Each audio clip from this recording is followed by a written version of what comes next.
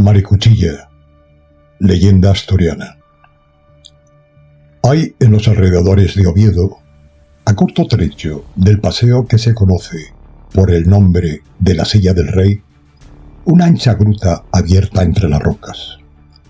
Despréndese de su abovedado techo un arroyo cuyas límpidas aguas, después de bullir en su lecho de piedras produciendo el sonoroso ruido de una cascada, van silenciosamente a deslizarse tras de numerosos zarzales. Situada la gruta en una altura, descúbrense desde sus inmediaciones paisajes animados, extensos horizontes, una vegetación fecunda, un bellísimo panorama. En las tardes de primavera, cuando las sombrías nieblas del norte no se oprimen abrumadoras sobre aquella naturaleza vigorosa, cuando entre el rumor de las brisas y el eco vago de los valles enajenaban mi ánimo esos acentos misteriosos llenos de melancólica armonía que ya surgen del seno de los bosques, ya se desprenden de lo alto de las montañas, mientras el sol va extinguiendo sus rayos tras de la cumbre del Naranco.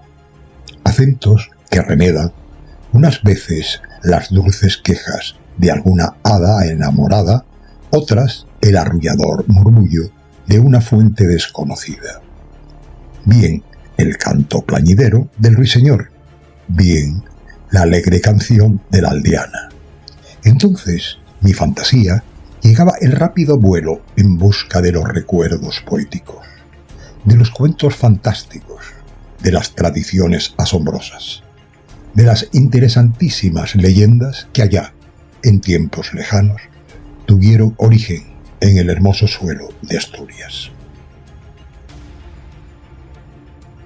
Muchas veces, desde la entrada de la gruta, apartando mis ojos de los varios accidentes del paisaje, los fijaba como atraído por un poder tan invisible como tenaz, en los abandonados restos de una casa que, resguardada contra el tiempo y los huracanes por un espeso manto de hiedra, alzábase en el fondo de un bosque impenetrable a la luz del día y a unos 100 pasos del sitio que yo ocupaba.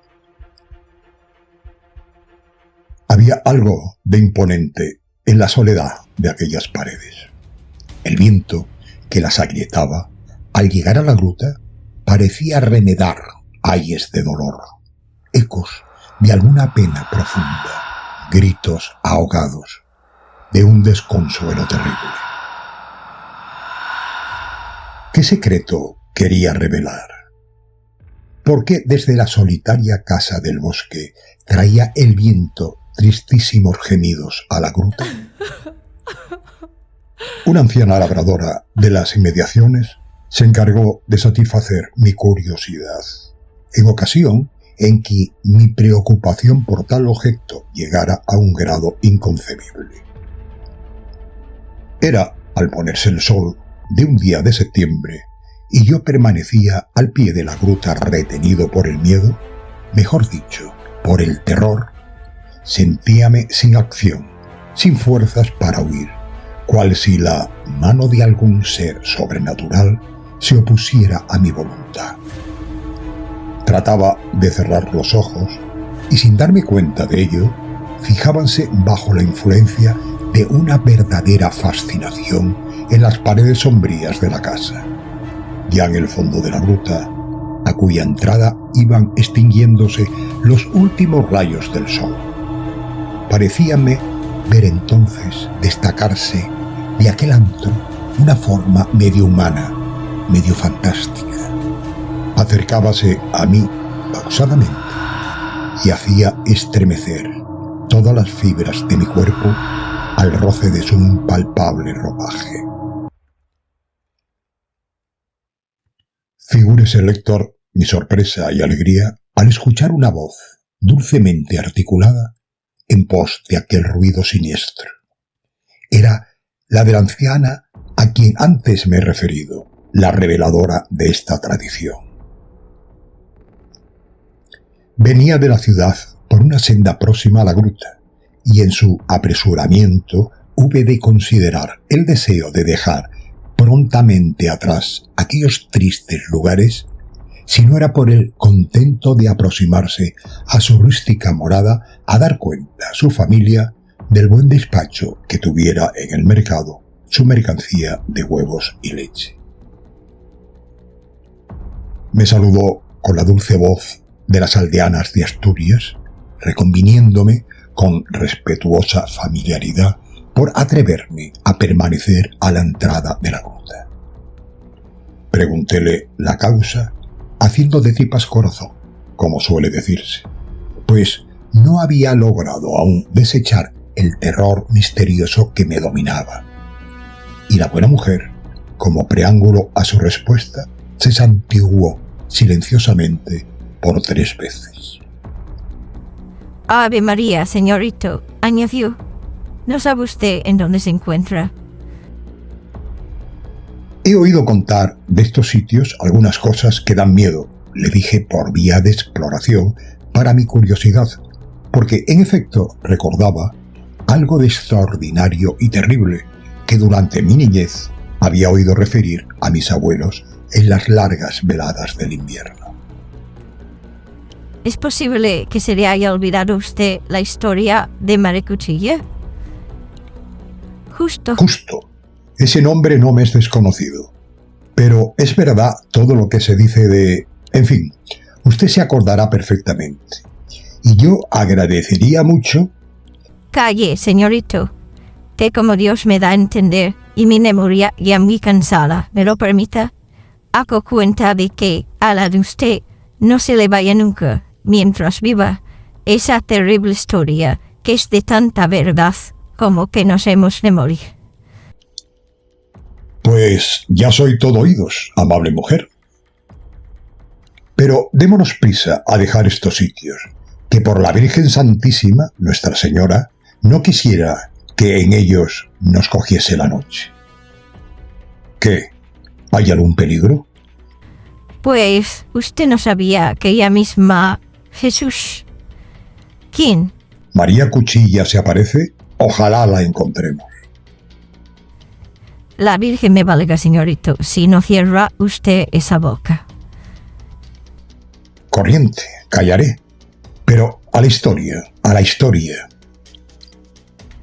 Santiguóse nuevamente la buena mujer, volvió la cabeza a todos los lados, sin duda para cerciorarse de que no éramos perseguidos por Mari Cuchilla, y luego, que echó de ver la respetable distancia a que nos encontrábamos de la gruta, dio principio a la narración que seguidamente se expresa y que he procurado trasladar con la sencillez y exactitud con que fue referida.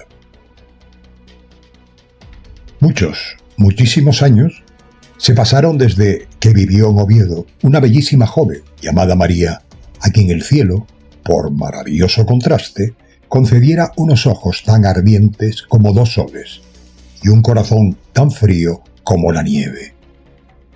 Altiva, desdeñosa, había despreciado siempre a los más principales caballeros que la propusieron sus padres en matrimonio. Y eso que, entre ellos, los había de muy gallarda presencia. Ni las ternezas mejor sentidas, ni los obsequios de merecimiento mayor lograban hacer mella alguna en su corazón empedernido.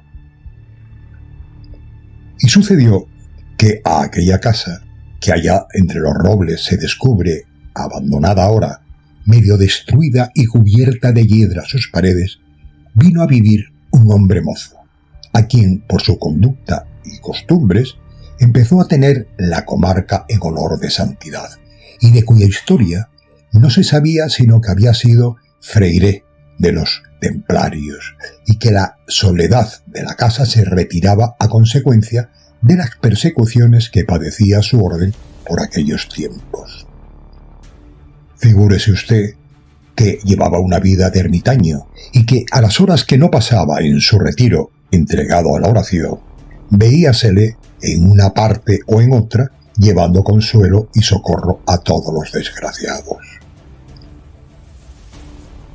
Y llegó una ocasión en que María, habiéndosele ocurrido acudir a estos sitios a recrearse con sus doncellas, encontró al fraile cuando, después de cumplir su acostumbrada tarea, se retiraba de la choza de uno de tantos desgraciados.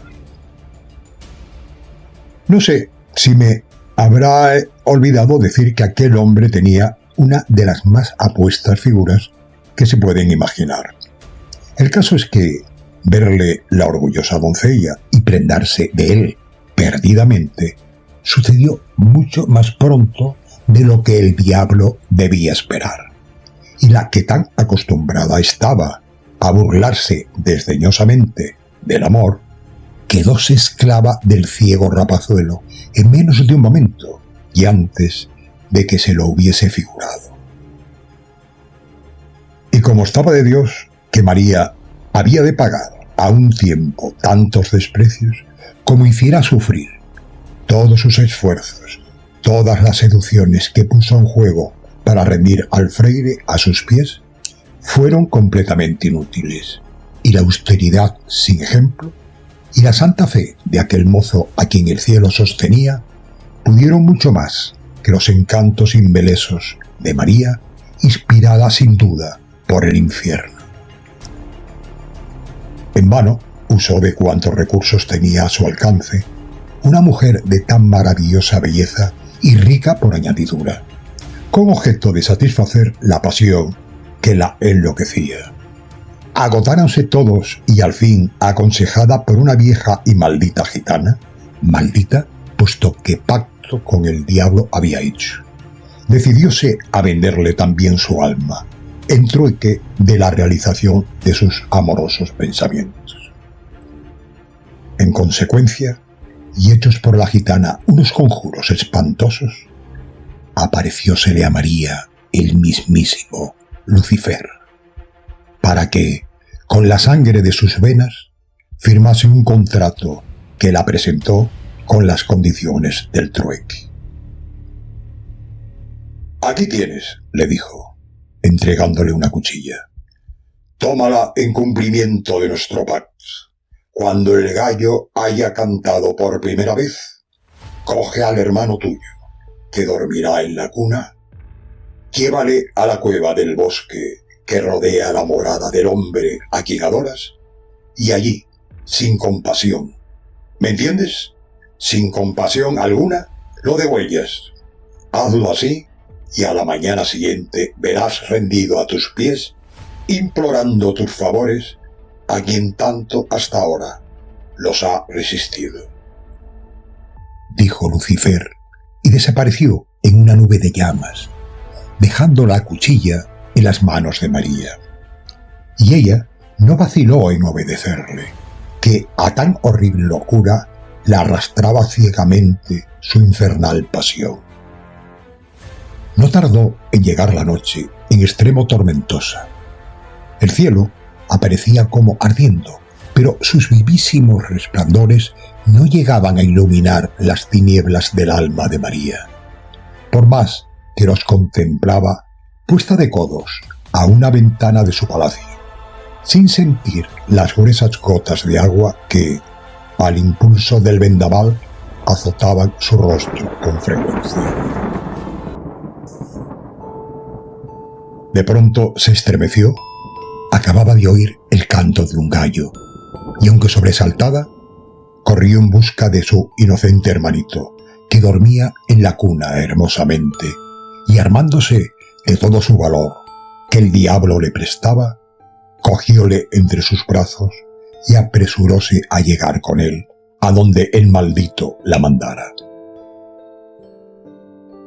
Y cuéntase que la sirvieron de guía en medio de la oscuridad de la noche los fatídicos e incesantes graznidos de una bandada de búhos, grajos y urracas que a las puertas del palacio la aguardaban.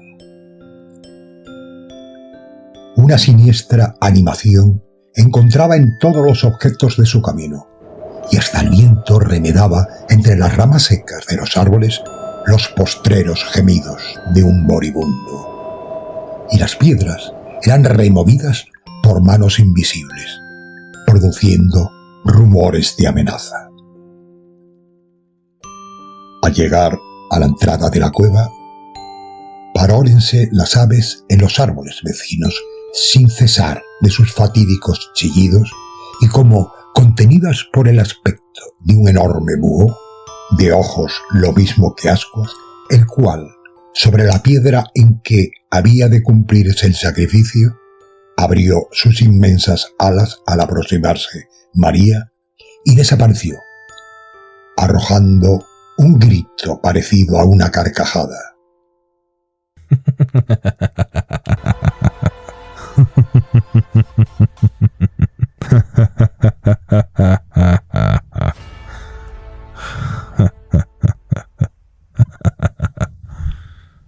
Grito que fue repetido por todos los ecos de los contornos. Con prontitud, con resolución, la joven colocó sobre la roca a su hermanito, todavía dormido, y sin vacilar ni un instante, sin que su seno se estremeciese, a un solo golpe de la cuchilla, le separó la cabeza del tronco. Había llegado a este extremo, había cometido el crimen sin conciencia de lo que hacía, obedeciendo ciegamente al poder misterioso y terrible. Pero, la tibia sangre que al teñir sus manos salpicó su rostro, la obligó a volver en su acuerdo.